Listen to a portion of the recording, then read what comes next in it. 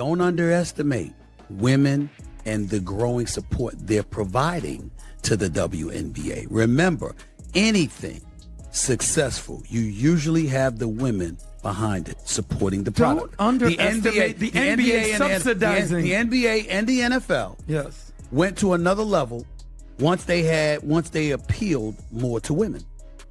What if the women decide we gonna focus and lock in on the WNBA? No, the NFL started growing once they implemented what's called cheerleaders. Welcome back to Clark Gaming Hoop. Before we open up this enormous developing story, leave a quick comment and tell us how long you have supported Caitlin Clark and which opponent you most enjoy seeing her compete against. Share your answer below because today's situation has turned into a full-scale public relations disaster for the WNBA. The league office now appears to be dealing with one of the most serious media emergencies it has faced in years. Tension has reportedly been building out of public view for weeks, but a supposed leaked locker room recording has now blown the controversy wide open across the sports world. Anyone who believed the hard contact and heated confrontations on the court would remain the biggest storyline of the season may need to reconsider. An unconfirmed account of an emotional post-game outburst allegedly involving Brittney Griner has spread rapidly online, largely because of one disputed statement being attributed to her. "I'm a grown man." The recording itself has not been independently authenticated, yet the reaction surrounding the claim has become so intense that NBA Commissioner Adam Silver is reportedly facing pressure from television executives to become directly involved. There is now speculation about possible suspensions, urgent meetings among senior officials, internal reviews, and an aggressive communication strategy designed to prevent the controversy from damaging the league's rapidly increasing audience. Then, at the exact moment it seemed the story had reached its limit, Caitlin Clark returned and delivered the kind of performance that made the league's next decision almost impossible to avoid. Stay with us because every major angle of this situation deserves attention. To understand why everything has reached this point, we first have to examine the central figure behind the WNBA's recent surge, Caitlin Clark. The relationship between Clark and several established veterans has become one of the most combustible and widely analyzed subjects anywhere in professional sports. Nearly every time she takes the court, Clark is met by unusually forceful defensive pressure, with opponents attempting to exhaust her physically, disrupt her rhythm, and reduce the impact she can create as a scorer and playmaker. Before she ever came along, there were a lot of outstanding basketball players who happened to be black females that was doing their thing on the WNBA level. And they never got this kind of shine. This girl, the Golden Goose, comes along and she wreaks havoc. She's the Rookie of the Year. She's 4th in the league in MVP voting. 4th in the league, her rookie year. Wow. Outstanding.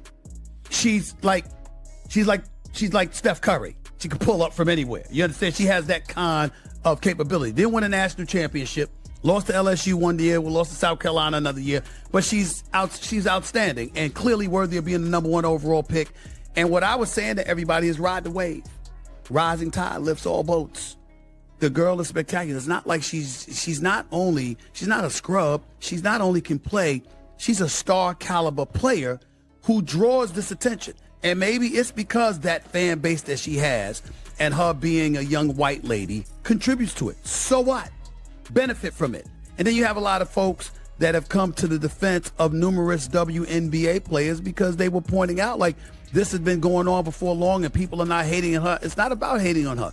It's that you feel she is getting a level of attention that you deserved and you. The tension appeared to reach its highest point during a recent and heavily discussed matchup featuring Clark and Brittney Griner. Their physical encounters immediately split analysts, television hosts, former players, and fans into opposing camps. Teams have repeatedly treated slowing Clark as their most important defensive objective, but Griner's size, strength, and influence around the basket transformed this particular meeting into something much more confrontational. It stopped feeling like an ordinary regular season contest and started resembling a referendum on the direction of the league itself. Broadcast commentators quickly questioned whether the officials were allowing too much contact, while the intensity between the players created strong reactions inside both organizations. Social media filled with angry posts from viewers demanding tighter enforcement of fouls and greater protection for the league's most visible stars.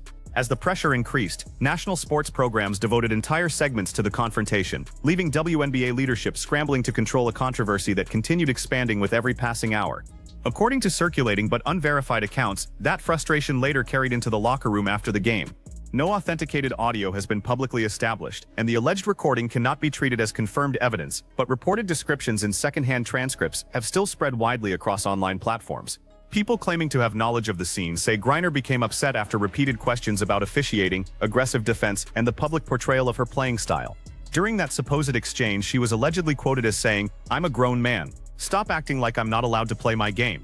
Once that wording entered the online conversation, engagement surged almost immediately. Podcast hosts, commentators, influencers, and millions of viewers began arguing over what the statement might mean, whether it had been presented accurately, and whether the surrounding context had been distorted. Within hours, the disputed claim had moved near the top of trending discussions, even though the central evidence remained unverified and the complete context was still unclear. Honestly, nobody seems to know exactly what happened. I see somebody that's doing something wrong, so I rugby tackle, doing in an illegal defensive position, so I rugby tackle them. Or I see, I don't know, it's like being an offensive player and you're about to get hit by a moving screen. So instead of getting hit by a moving screen and drawing the foul, you decide to turn and shove the person setting the screen. No, it doesn't work like that. It doesn't work. Freedom of movement does not allow you to stop before contact and shove somebody. Like, it is what it is, and I'm being real. Like, this whistle is horrendously awful. Like, this is minimum flagrant one. And again, when we're talking about this could be, I don't know. Look, I don't know about Brittney Griner's intent here, because at the end of the day, when it comes down to it, she did the exact same thing as Caitlin Clark did to Veronica Burton. The difference is that she's obviously taller.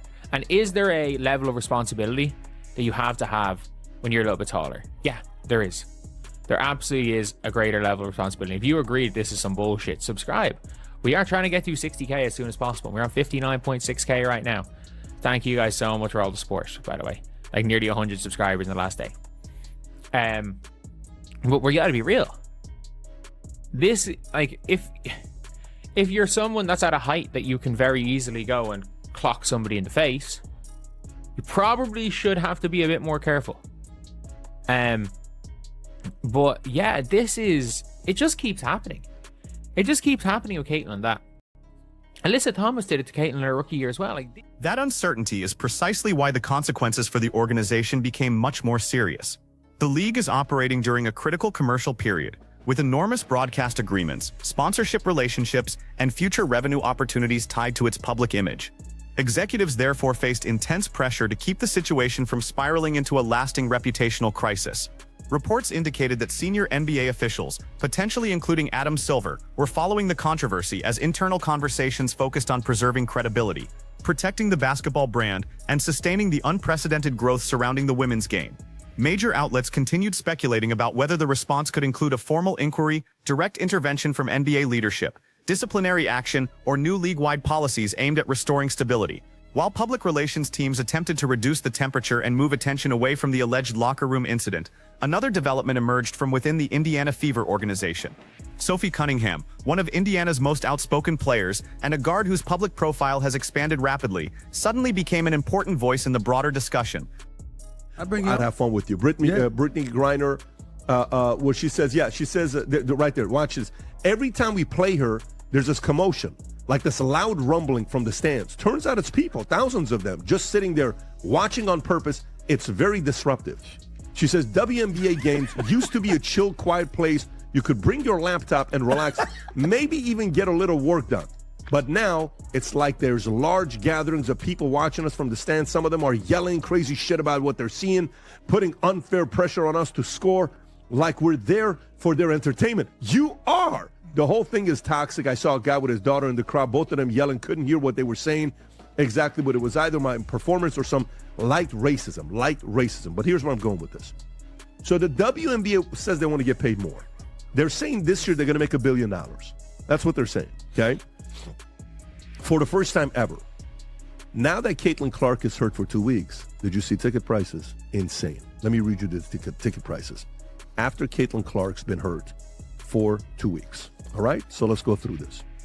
Caitlin Clark absence is having an immediate impact beyond the court. According to data shared by Yahoo Sports via TickPick, prices for 2 specific Indiana Fever away games against the Chicago Sky and the Washington Mystics dropped sharply after Clark was sidelined.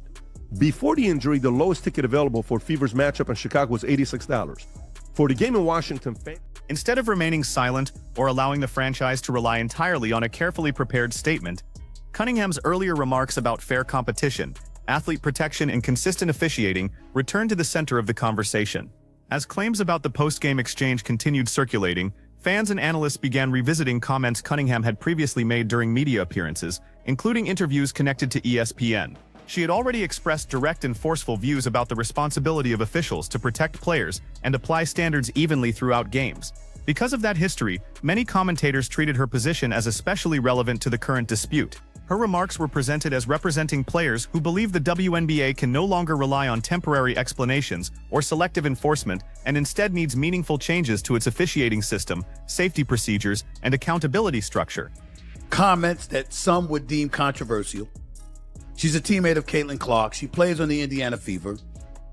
And she was the one that got into it with a player a few weeks ago where she just pointed in her direction and kept pointing in her direction. That's Sophie Cunningham. Well, anyway, she made some comments that were deemed relatively controversial about a week or so ago. I don't know when it was. And she said she wasn't backing down from her comments. And it was regarding trans athletes in women's sports. Matter of fact, she went so far as to say she doesn't think her comments were controversial at all.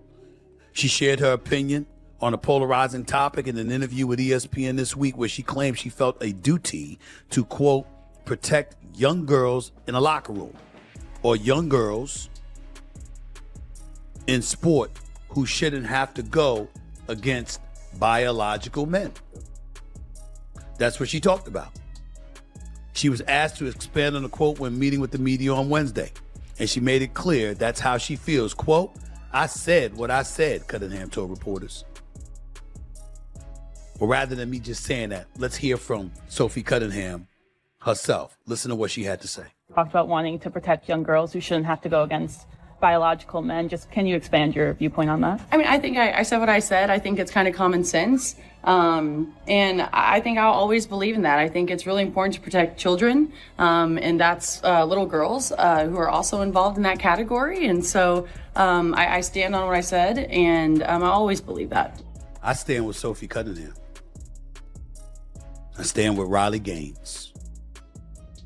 I stand with them both. I have 2 daughters.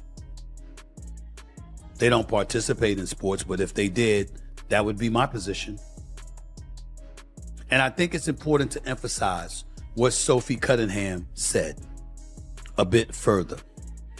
She said, I think I'll always believe that. I think it's really important to protect children and that little girls who are also involved in that category. So I stand on what I said, and I will always believe that.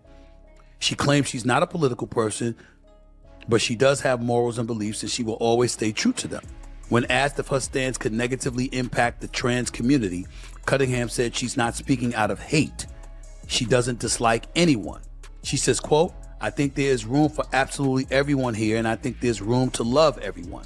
I truly think when you get people in the same room and you have conversations, you act. That additional layer gave even more energy to a story that was already dominating the news cycle, because it kept the focus on athlete safety and the responsibility of league leadership. What initially looked like one controversial post-game moment quickly developed into a much broader argument about refereeing, executive decision-making, media narratives, and the long-term welfare of players throughout women's basketball. We may now be witnessing one of the most dramatic sports media controversies of the modern era unfold in real time. A physical matchup between prominent athletes has turned into widespread speculation, possible discussions among top executives, and a relentless public argument that could influence how the league is governed and covered in the future. Now it is time for you to weigh in. How do you think WNBA officials have handled physical contact, player protection, and the media response surrounding these disputes? Should the league immediately revise its officiating standards to better protect its biggest stars, or would that create an unfair competitive advantage? Share your opinion in the comments. Remember to like the video, subscribe to the channel, and activate every notification so you do not miss the next major development. Thank you for watching Clark Gaming Hoop, and we will be back soon with another full breakdown.